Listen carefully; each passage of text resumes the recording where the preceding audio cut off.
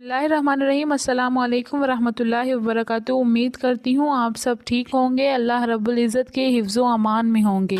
और अगर आप हमारे चैनल पर नए हैं तो हमारे चैनल को सब्सक्राइब कर लीजिए और साथ बेल आइकन पे क्लिक कर लीजिए ताकि हमारी नई आने वाली तमाम वीडियोस आप तक बआसानी पहुँचती रहें और हम ऐसे ही मसाइल और आपके पूछे गए सवालात का जवाब देते रहते हैं।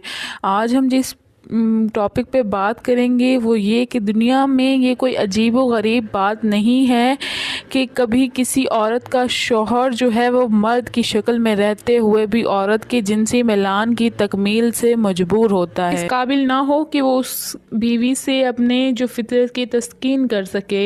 इस हालत में अगर औरत अपने शौहर से अलहदा होना चाहे तो शौहर के लिए आमादा ना हो तो इस्लाम ने उसके लिए काजी की मजलिस को इख्तियार दिया है कि औरत काजी का दरवाज़ा खटखटाए, अपना मुकदमा पेश कर दे। काजी जब शौहर को नोटिस देगा तो हालात की तहकीक करे।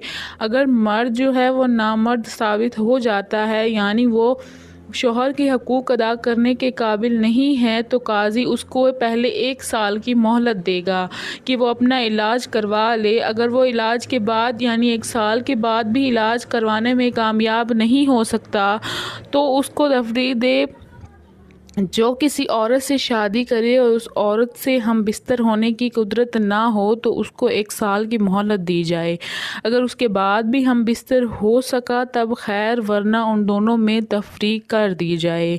इमाम मालिक बिन इब्न शहाब रहमतुल्लाह अलैह से पूछा गया कि नामर्द शौहर के इलाज के लिए अगर साल की मोहलत दी जाएगी तो वो कब से, रुखसती के दिन से या उस दिन से जिस दिन से काजी के पास मुकदमा आया।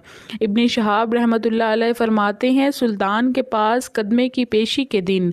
बहरहाल उस औरत को अपने नामर्द शौहर से अलहदगी हो सकती है, फिर वो शरीयत की रोशनी में हो और वो दूसरी शादी भी कर सकती है। दूसरी शादी करने की भी इस्लाम उसे इजाज़त देता है।